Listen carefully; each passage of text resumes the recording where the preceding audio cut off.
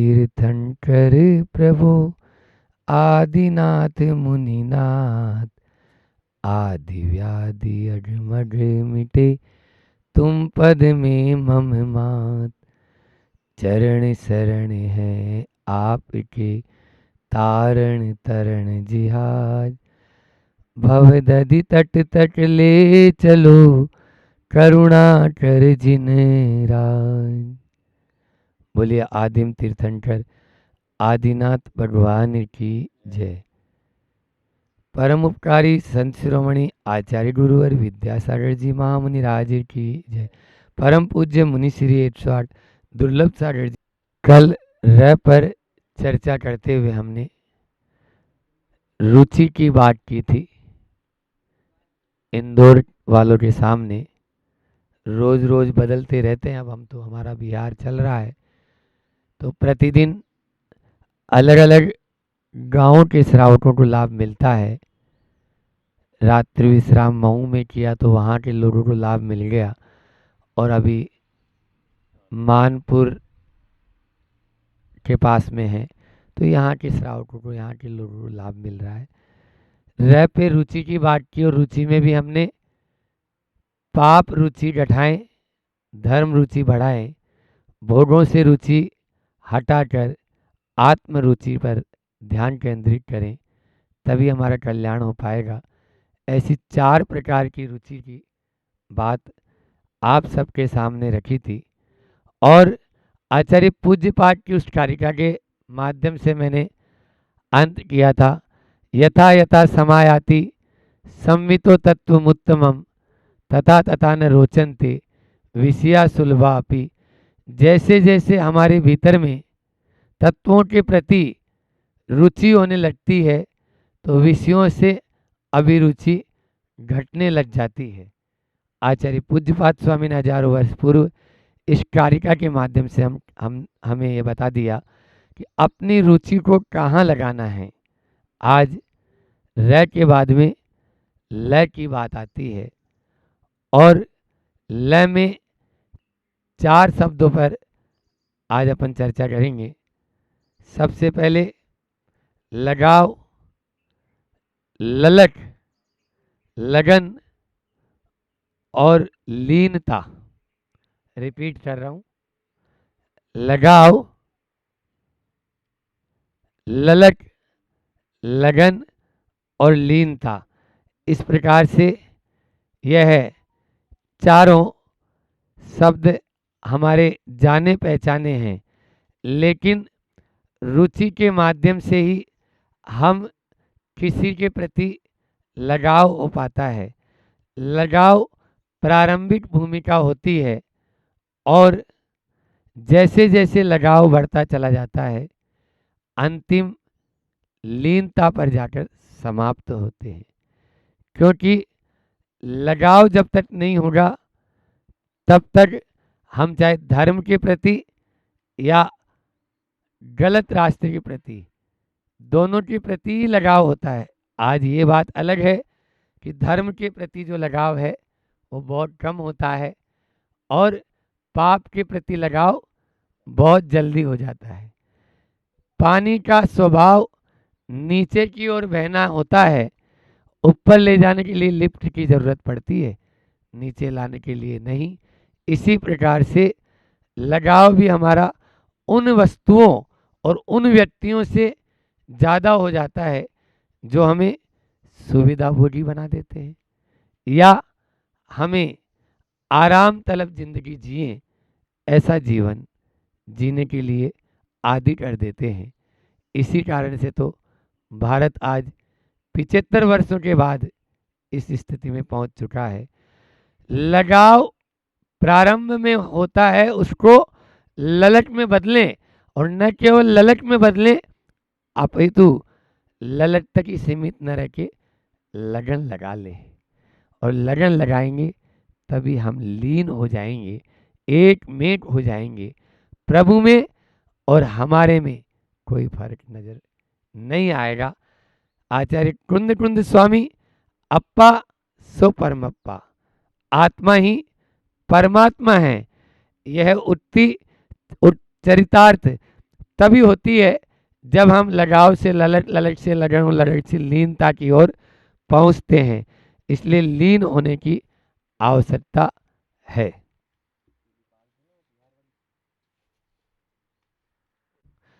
तो मैं कह रहा था कि लगाव से ललट की ओर आए और ललट से लगन की ओर और लगन से लीनता की ओर। किस प्रकार की लगाव, ललट और लगन होनी चाहिए? शिष्य वर्षों से गुरु चरणों में साधनारत था, लेकिन उसको अपने आत्मबोध की प्राप्ति नहीं हो रही थी। गुरु चरणों में पहुंचा, भगवान 12 वर्ष हो गए, आज तक मुझे आत्मज्ञान की प्राप्ति क्यों नहीं हो रही है? तेरा जवाब सुबह देंगे। सुबह अपने वही आश्रम के बाजू में एक नदियाँ बहती थी और उस नदी में शिष्य और गुरु दोनों नहाने गए, और जैसे ही नदी के बीच में पहुंचे, गुरु ने शिष्य के बाल पकड़ के और एकदम से उसको नीचे की ओर दबा दिया। शिष्य को घुटन महसूस होने लगी। वो बिल्कुल पूरी ताकत लगा के, जवान तो था ही, पूरी ताकत लगा के गुरु का प्रतिकार किया और ऊपर उठा। भगवान क्या कर रहे थे? मेरे तो प्राण निकल जाते। बोले आज तक तूने प्रतिकार नहीं किया, आज क्यों प्रतिकार कर रहा है?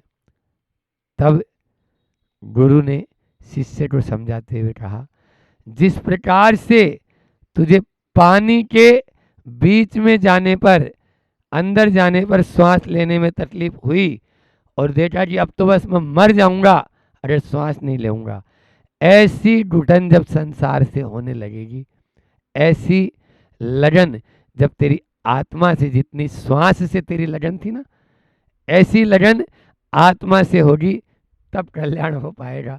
अन्यथा कल्याण होने वाला नहीं है। हम लोग विनय पाठ में पढ़ते हैं, तुम बिन मैं व्याकुल भयो, जैसे जल बिन मीन, जन्म जरा मेरी हरो, करो मोही स्वाधीन।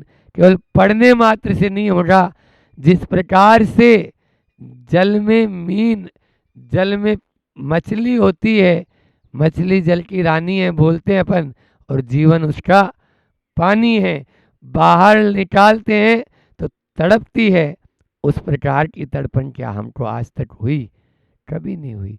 तो आत्म तत्व की प्राप्ति कैसे होगी? 3 काल में नहीं हो सकती है। इसलिए केवल मात्र शब्दों से, उच्चारण मात्र से हमें नहीं हो पाएगी। ये तो हमें अंदर भीतर से लगन होनी चाहिए। तुमसे लागी लगन, ले लो अपनी शरण, पारस प्यारा, मेटो मेटो जी संकट हमारा। यह लगन शब्द जो अपन ने इसमें बोला है, इस लगन में जब ये पंक्तियां पढ़ते हैं तो भगवान पारसनाथ तो किसी के पास में नहीं गए होंगे, उन पे भी तो संकट आए। लगन कैसी होनी चाहिए? आप पारसनाथ भगवान के चरित्र से ही समझ लो।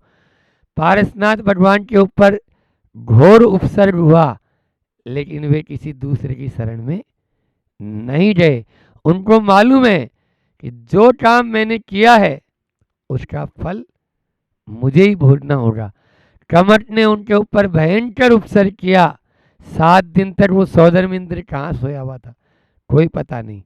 लेकिन पारसनाथ भगवान अपने आत्मा के प्रति उनकी ऐसी लगन थी कि कोई दूसरा मुझे रंच मात्र भी कष्ट नहीं दे सकता। जो भी मिल रहा है वो मेरे अपने कर्मों का मिल रहा है। बस यह जब हमारे अंदर में, भीतर में बैठ जाएगा, ऐसी लगन उस आत्म तत्व के प्रति हो जाएगी, तो लीन होने में टाइम नहीं लगेगा। हम भक्ति तो करते हैं, लेकिन उसे ही वाली भक्ति कर लेते हैं। आचार्य श्री जी बुंदेलखंड में बोलते हैं, उसे ही मतलब ऊपरी ऊपरी। अब इधर मालवा में उसे ही नहीं चलता है, तो ऊपरी ऊपरी, ऊपरी ऊपरी जब तक करेंगे तब तक लीन नहीं हो पाएंगे। लीनता दूध और पानी के समान होनी चाहिए।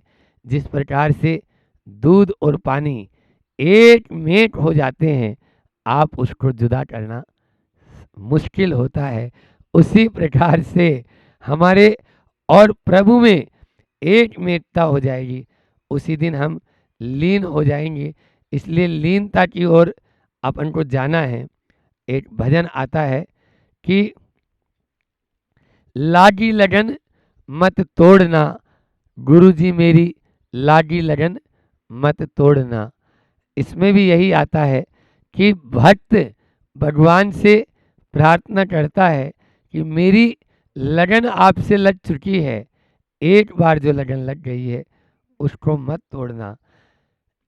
लय पे ही बात कर रहा हूं तो दो शब्द आते हैं, लत और लिप्सा।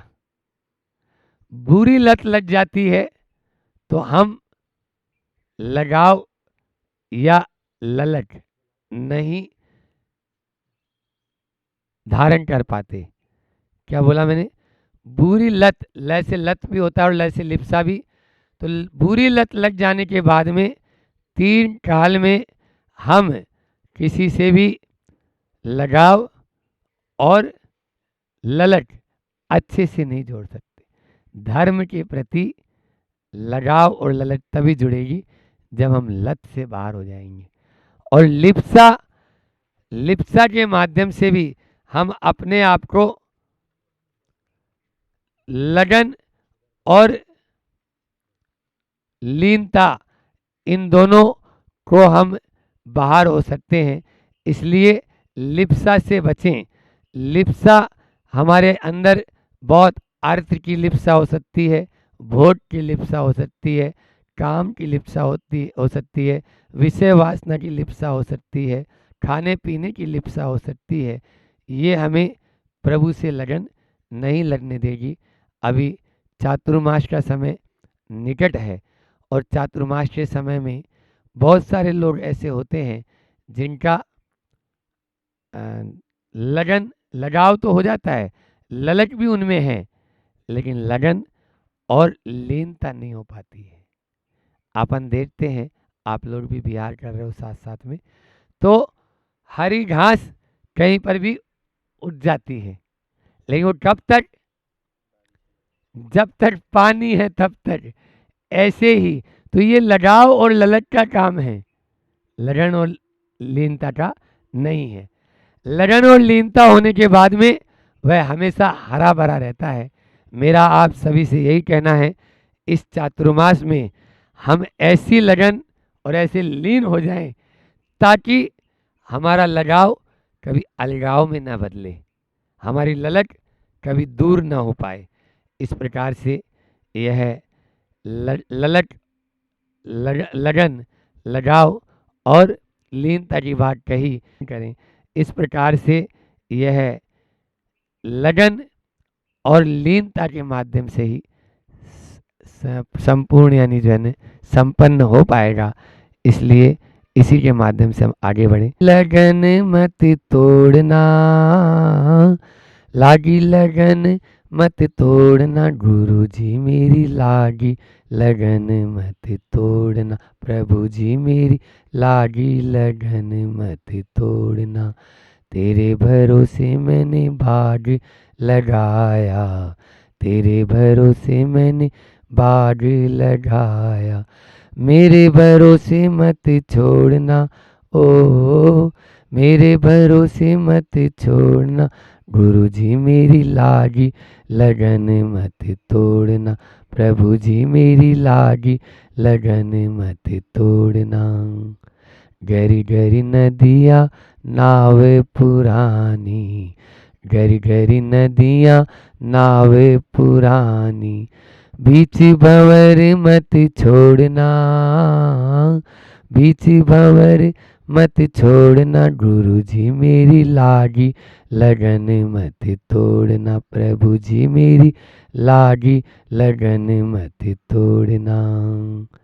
तू ही मेरा सेठ और तू ही साहूकार है, तू ही मेरा सेठ और तू ही साहूकार है, ब्याज पे ब्याज मत जोड़ना, ब्याज पे ब्याज मत जोड़ना, गुरु जी मेरी लागी लगन मत तोड़ना, प्रभु जी मेरी लागी लगन मत तोड़ना, लागी लगन मत तोड़ना, गुरु जी मेरी लागी लगन मत तोड़ना, प्रभु जी मेरी लागी लगन मत तोड़ना।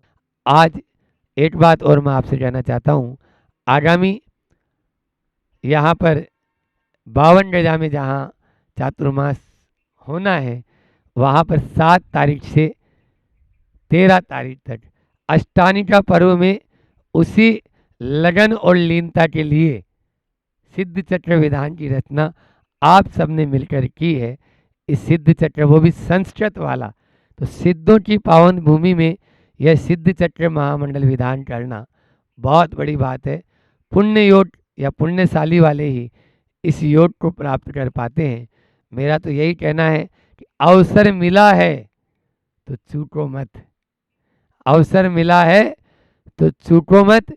निश्चित रूप से एक टिकट में कितने मजा है पता ही नहीं। आप लोग भजन तो गाते हो कि दो दो मजा, और बड़वानी के पास में ही 52 गजा, तो उस 52 गजा में आकर आप कलशों की स्थापना भी जो होना है आप लोगों के द्वारा, वह भी उसको सानंद संपन्न समय अपना हो रहा है। बोलिए अहिंसा परमो धर्म की, आचार्य गुरु और विद्यासागर जी महामुनि राज जी की। बिल्कुल नहीं, ऐसे ही अगर अन्याय दिख रहा है उस अन्याय के सामने सहन करना। पर भैया एक बात ध्यान रखना, अगर आपको संयुक्त परिवार में सलामती के साथ निश्चित तौर से रहना हो तो उन सब चीज़ों के साथ अपने आप को समाधान करते रहना पड़ेगा, तभी आप अपने परिवार के साथ एकजुट होकर रह सकते हो। अन्यथा समस्याएं और संकट तो हर पल आएंगे।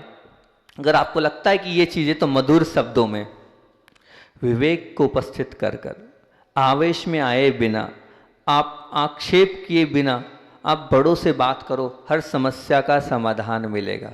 फिर से बोलूं, ये 4 चीज़ें बहुत अच्छे से ध्यान से सुनना, कौन कौन सी बोल रहा हूँ। अगर आपको समाधान चाहिए कि हाँ ये क्योंकि अब सबकी अलग अलग समस्याएं, वो सब तो मैं यहाँ बता नहीं सकता हूँ, लेकिन हर समस्या का हो सकता है अगर आप परिवार में एक साथ एकजुट होकर रहना चाहते हो। क्या? मधुर शब्दों में। अगर कोई समस्या आपको लगती है तो उसका निराकरण कैसे होगा?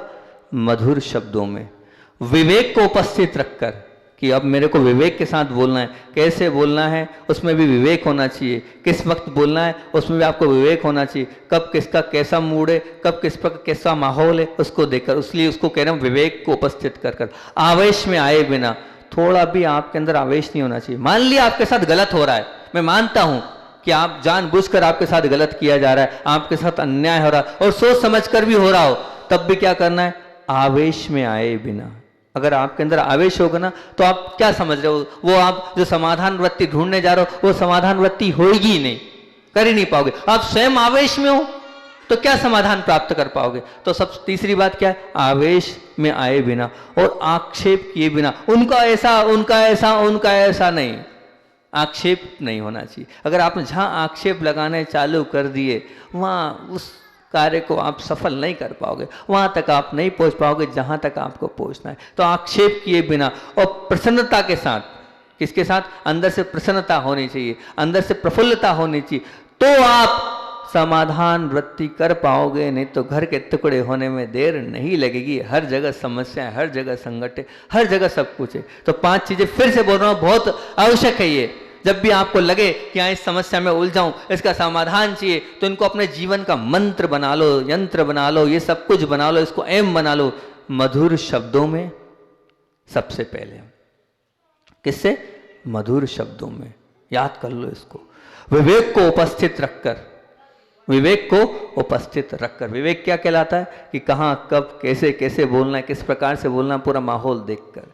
तो अब सामने वाला अभी आया है और वैसे ही तो गर्म है, दिन भर का थका आ रहा है और आपने चालू, अब वो क्या सुलझना थोड़ी मैटर, और उलझता चला जाएगा। तो वो विवेक आपके अंदर होना चाहिए। तो विवेक को उपस्थित रखकर, आवेश में आए बिना, आपके अंदर थोड़ा सा भी क्रोध नहीं होना चाहिए। अगर आप समाधान चाहते हो तो क्रोध के बिना होगा समाधान, क्रोध से समाधान नहीं होने वाला, क्रोध से तो और बात बढ़ती चली जाएगी। तो क्या रखना है? आवेश में आए बिना। फिर उसके बाद क्या है? आक्षेप किए बिना। आक्षेप मतलब, फिर से बता दिया, आक्षेप मतलब क्या है?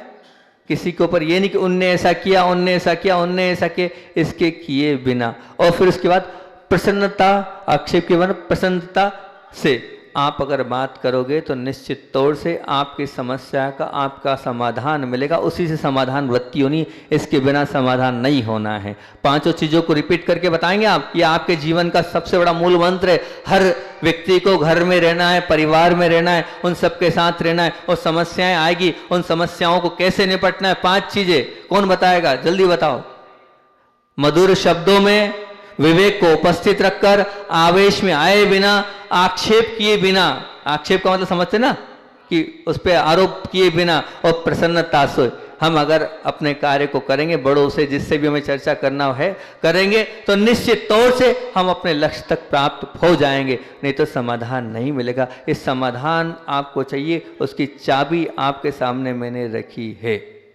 आपके सामने क्या रखी है मैंने? चाबी रखी है। ताला तो है लेकिन चाबी दे रहा हूं आपको। ये चाबी, ये 5 और चीज़ों के साथ अगर आप समाधान करने जाओगे तो निश्चित तौर से समाधान मिलेगा। हम संयुक्त परिवार में हैं जरूर, परंतु विभक्त नहीं होना चाहते, तो अवश्य समाधान ढूंढेंगे तो समाधान मिलेगा। बिल्कुल समाधान मिलता चला जाएगा। समय हो गया है। आज और बात तो करनी थी सामूहिक पर, इसी चर्चा पर और करनी थी कि आखिर हमारे पास अकुल संपत्ति है, हमारा सब कुछ, हमारा उत्तम स्वास्थ्य है, अपार सत्ता है, बेशुमार सुविधाएं, किंतु फिर भी क्या हो रहा है? फिर भी हमारे अपने लोग जो हैं, वो विशेषकर अपने स्वजन हैं, वो हमारे शत्रु बन गए हैं। तो उसके लिए ये बात ध्यान रखना, वो शत्रु तो बन गए, सब कुछ होने के बाद भी बाहर के 1000 धक्के इंसान सहन कर सकता है। बाजार के 1000 धक्के इंसान सहन कर सकता है, परंतु परिवार का एक धक्का इंसान सहन नहीं कर पाता है। ये सत्य बोल रहा हूं आपके सामने। बाजार के 1000 धक्के इंसान सहन कर सकता है, परंतु जो परिवार का, अपनों का एक धक्का सहन नहीं कर सकता है। तो इसका समाधान कल बताऊंगा मैं कि घर का अगर धक्का सहन कैसे करना है, तो इसका धक्का सहन करने के लिए 5 बातें आपके सामने रखूंगा। वो कल रखूंगा क्योंकि अपना समय हो गया है। आज उसकी भूमिका बना दी है। आचार्य भगवान को तो सुनना है, नहीं सुनना है? 2-3 मिनट में अपने आचार्य श्री भगवान का संस्मरण सुनाकर अपनी बात को विराम दूंगा। कर्म बड़ा कि कर्ता बड़ा? कर्म बड़ा कि कर्ता बड़ा? कर्म से बड़ा कर्ता होता है कि कर्ता बड़ा होता है? इस प्रकार की एक बात आपके बीच में रख रहा हूँ, जो आचार्य भगवान ने किसको बड़ा बताया और किसको छोटा बताया। बात यह है, बिहार चल रहा था और बिहार चलते चलते जो है पोखरनी की ओर आहारचर्या होनी थी, और पोखरनी में आहारचर्या होनी थी। 10-12 किलोमीटर 13 किलोमीटर का बिहार था, सुबह सुबह का बिहार था। और पूज्य पवित्र सागर जी महाराज जी को बहुत तकलीफ थी। अब तकलीफ और कष्ट तो थी, रात भर उनको दर्द रहा। उस दर्द में वो जल्दी निकल गए। आचार्य श्री थोड़ा लेट निकले, वो जल्दी आगे निकल गए। अब जब वो जल्दी आगे निकले तो पीछे से आचार्य श्री आ गए। अब जैसे आचार्य श्री आए तो आचार्य श्री को देख कर रुके और एकदम रुक से गए। तो आचार्य श्री ने कहा, चलो चलो, रुक क्यों गए? आचार्य श्री ने बड़े ही स्नेह भाव के साथ बोला, चलो चलो, रुक क्यों गए? तो पूज्य पवित्र सागर जी बोलते हैं, बहुत दर्द है पेट में, इसलिए चलते नहीं बनेगा, इसलिए धीरे धीरे आऊँगा। आचार्य श्री जी आप आगे बढ़ो। तो आचार्य श्री ने कहा, हमसे बड़ा दर्द नहीं होता है, विकल्प नहीं करो, चलो। आचार्य श्री ने क्या कहा? हमसे बड़ा दर्द नहीं होता है, आगे चलो। तो मुनि श्री जी बोले, महाराज हमसे बड़ा कर्म होता है। क्या बोला?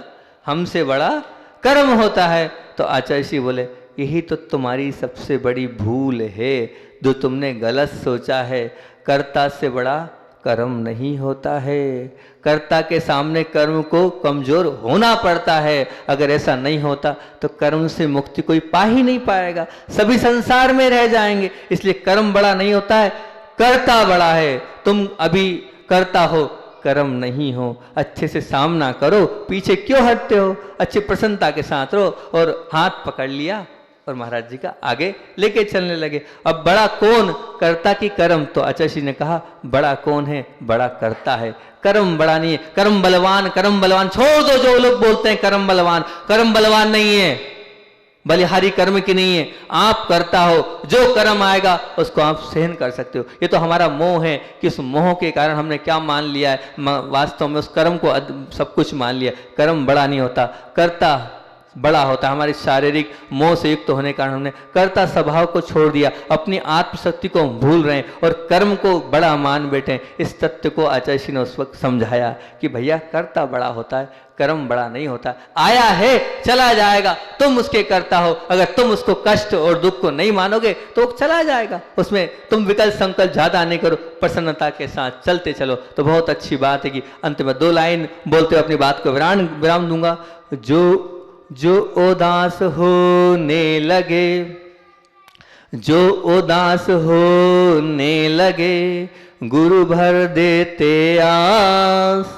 जो उदास होने लगे, गुरु भर देते आस।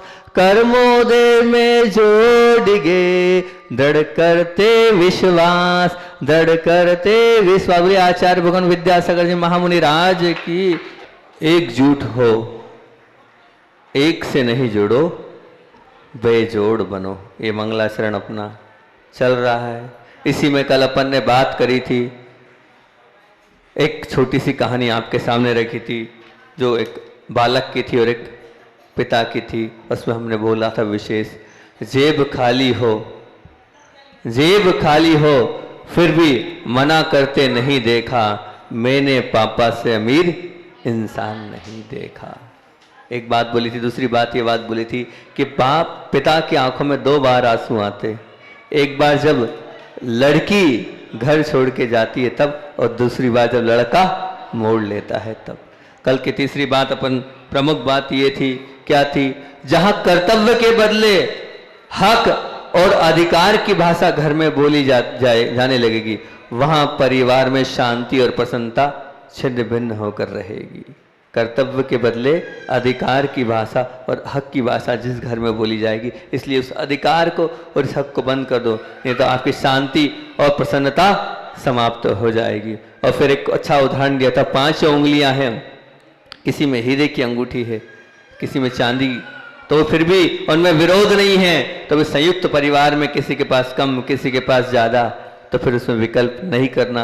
और एक लोहार का उदाहरण दिया था कि लोहार कैसा है? वो लोहार वाला जो जहां बार बार पीटता है जो घन, वो उतना मजबूत होता है, लेकिन सामान्य से जो आपके घर में रखी हथौड़ी है वो इतनी मजबूत नहीं होगी। मतलब जितना आप सहन करते जाओगे कष्टों के, उतना मजबूत बनते जाओगे। और फिर उसके बाद मैंने आपसे कहा था कि आखिर बहुत सारी समस्याएं, उन समस्याओं के लिए समाधान वृत्ति के लिए मैंने आपसे कहा था कि आप समाधान कर सकते हो अपने बड़ों के पास बैठ के। जो लोग हैं जिनसे हमें विकल्प है, लेकिन उसमें क्या करना पड़ेगा, कैसे समाधान करना है?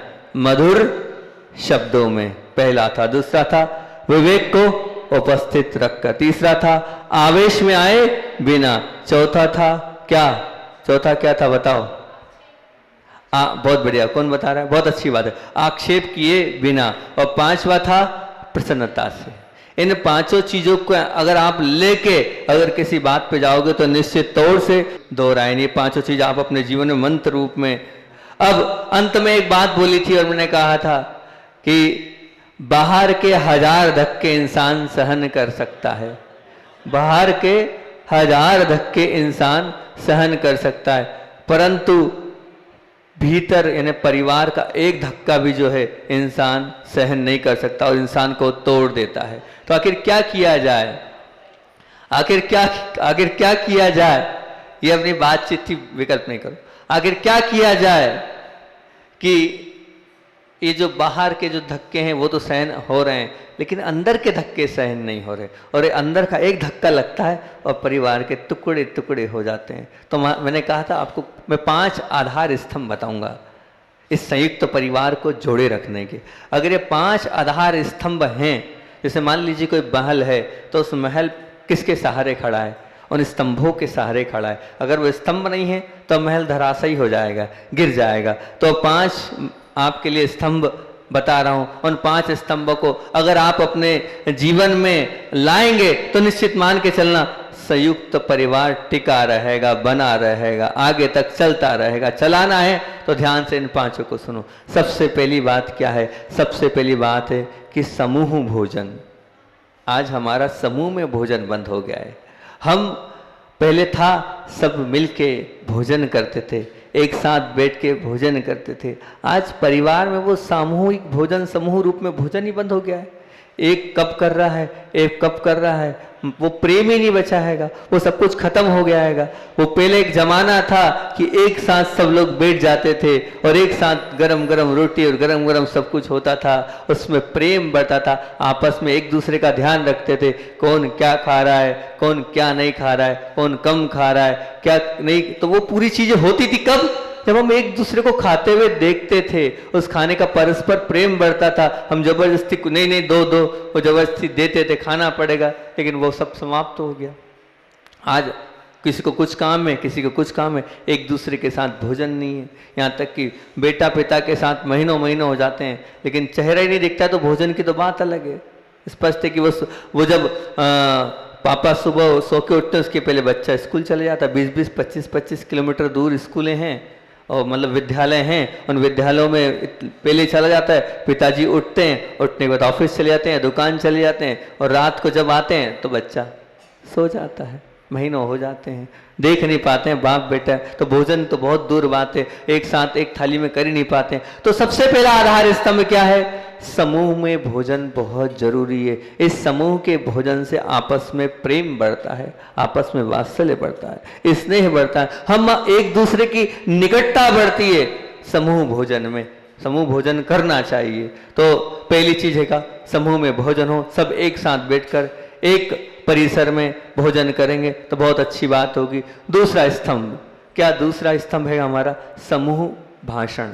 समूह भाषण से मतलब जो पहले मीठी, एमएम भी बोलते थे उसको, एमएम मतलब क्या, मीठी मीठी बातें। जो मीठी मीठी बातें होती थी परिवार की, वो सब समाप्त हो गई। सबका समय अलग, कोई 10 बजे आ रहा है रात को, कोई 11 बजे आ रहा है। वो बैठकर वो जो मिलना था, बातचीत करनी थी, एक दूसरे के साथ मन को मिलाना था, वो सब बंद हो गया। हम एक दूसरे के साथ बैठ ही नहीं पा रहे हैं, हम एक दूसरे को समझ ही नहीं पा रहे, हम एक दूसरे की अपेक्षाओं को जान ही नहीं पा रहे। आज युद्ध हो रहा है, सामने वाले की क्या अपेक्षा हम जान नहीं पा रहे। उनने उनको कहा और इनने इनको कहा, अभी एक दूसरे से मिल, उनने ऐसा कहा ऐसा करना है, अब इनने इनको कहते इनको आपको ऐसा करना है। अब ना आपने उनकी अपेक्षा समझी, ना इनने आपकी अपेक्षा समझी। अब उनकी टोन कुछ अलग थी और आपने कुछ और टोन से बोल दिया, तो बात का क्या हो गया, वतंगड़ बन गया। मतलब आपने तो कुछ अलग लहजे से बोला था, भैया ऐसा ऐसा करना है, कोई भी XYZ। अब उसको सामने वाला जो दूसरा था उसने प्रस्तुत कुछ अलग ढंग से करे, उसके भाव नहीं थे। वो ये नहीं चाहता कि आपको लड़ाना है, पर उसकी टोन ही वैसी है, उसके बोलने का तरीका ही वैसा आएगा, उसने उसको उस लहजे से बोल दिया, तो वो बात ही परिवर्तित हो गई। जब आप एक दूसरे के साथ भाषण ही नहीं कर रहे हैं, मिल ही नहीं रहे हैं, बात ही नहीं कर रहे हैं, और एक साथ बैठ ही नहीं रहे, और बैठ भी रहे बात भी रहे, तो क्या 1-2 मिनट का हुआ, आते आते मिले और चले गए। मतलब इतनी बात हुई, आप आए, मतलब 1-2 मिनट की मुलाकात हुई और चले गए। कभी बैठे हैं घंटे आधे घंटे हम अपने परिवार के साथ, अपने बच्चों के साथ, अपनी बालिका के साथ, अपनी पत्नी के साथ, अपनी माँ के साथ, अपने पिता के साथ, कभी बैठे हैं कि हाँ भैया के साथ बैठे हैं और फिर वो अपनी बातें कर रहे हैं? नहीं, वो बंद हो गया है। सबको टीवी से फुर्सत नहीं, मोबाइल से फुर्सत नहीं, इंटरनेट से फुर्सत नहीं, फेसबुक से फुर्सत नहीं, अपनी अपनी दोस्ती यारी से फुर्सत नहीं, तो वो कहाँ, वो सब बंद हो गया है। अगर आप चाहते हो संयुक्त परिवार में रहना, तो थोड़ी बहुत उस मीटिंग भी रखो, आप थोड़ा बहुत एक साथ बैठ के वो बातें भी होनी चाहिए। वो बातें होंगी तो मान के चलना आपका मन हल्का होता चला जाएगा। कभी कभी तो कुछ बात को लेकर बात बिगड़ती है तो इतनी बिगड़ जाती कि हम एक दूसरे से फिर बोलना बंद कर देते हैं। उनने बोला नहीं, इनने बोला, लेकिन जब हम एक साथ बैठ जाते हैं तो बात और प्रेम अपने आप चालू हो जाता है। वो दरकरार जो है इसलिए बढ़ती चली जाती है कि हमें बातचीत बंद है हमारी आपस में। वो बातचीत बंद इसलिए होती है क्योंकि हम एक दूसरे के साथ बैठते नहीं। जहां हम एक साथ समूह में बैठेंगे, जब समूह में बैठेंगे तो एक दूसरे के गिला शिकवा अपने आप दूर होते चले जाएंगे और हमारे में आपस में प्रेम बढ़ता चले जाएगा। तो पहली बात थी समूह भोजन, दूसरी बात है समूह भाषण, दूसरा क्या है, समूह भाषण, और तीसरी बात है समूह भ्रमण।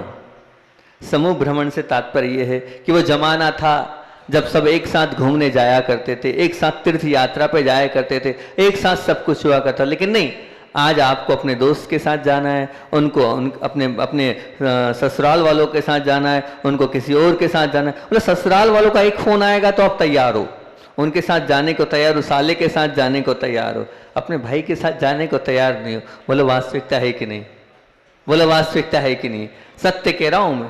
अगर ससुराल से एक फ़ोन आ गया तो आप बिल्कुल उल्टे पैर भागोगे, जाना पड़ेगा। साले का फ़ोन है, साली का फ़ोन है, साली का फ़ोन आ गया तो निश्चित जाना पड़ेगा। साडू भाई का फ़ोन आया है, उनके साथ जाने के लिए आप बहुत जल्दी से तैयार हो। अगर आपका भाई बोल रहा है तो तैयार नहीं हो, आपके पिता बोल रहे तो तैयार नहीं है, तो कहां से संयुक्त परिवार बनेगा बताओ? तो ये सत्य है, एकदम बिल्कुल वास्तविक बात बोल रहा हूं मैं आपको। उनसे इतना आगाड़ स्नेह, अपने भाई से स्नेह नहीं। ये तो हो रहा है दरार का कारण, टुकड़ों का कारण यही हो रहा है कि हम एक साथ नहीं हो। पहले एक साथ परिवार से जाते थे तीर्थ यात्रा करने, घर में ताला तक लगा देते थे कि हो जाए बंद, लेकिन हम एक साथ शिखर जी की वंदना के लिए चलते हैं, एक साथ आचार्य भगवान के दर्शन के लिए चलते हैं, एक साथ हम चलते हैं और गुरुदेव का पड़गान करेंगे, चौका लगाएंगे। लेकिन सब बंद होता जा रहा है, वो सामूहिक सब बंद होता चला जा रहा है। क्या करें? अभी एक परिवार आया दर्शन करने के लिए, तो दर्शन करते करते वो महिला रोने लगी। तो हमने पूछा, हमने क्यों रो रहे हो? बोले महाराज जी बहुत दिनों से इच्छा थी कि आप लोगों के दर्शन करना है, संघ के दर्शन करना है, गुरु जी के दर्शन करना है। तो मैंने हो तो गए, विकल्प क्यों कर रहे हो? बोले लेकिन हुए पूरे एक साल में, बोले हुए पूरे 1 वर्ष हो गए, सब है हमारे घर में, क्या कमी है? नौकर चाकर, गाड़ी घोड़े, किसी बात की कोई कमी नहीं, खूब भगवान ने पैसे दिया है, सब कुछ हैगा, लेकिन आप लोगों के दर्शन करने के भाव वे नहीं कर पाए। तो मैंने कहा जब सब था तो आ जाते, किसने मना किया तुमसे? बोले गाड़ी है, घोड़ा है, नौकर है, तो बस ड्राइवर को बोला आ जाते। बोले वही तो नहीं आना था मेरे को, अगर वो आना होता तो क्या बात थी। मेरी भाव ये थे कि पूरे परिवार को लेके आपके दर्शन करने आना है। छोटी बहू है, लेकिन वो क्या बोल रही है? मेरे भाव थे, मेरी जिद थी कि चाहे जितना सीजन हो, चाहे जितना व्यापार हो, व्यापार खत्म कर लो, लेकिन हम सब एक साथ ही चलेंगे।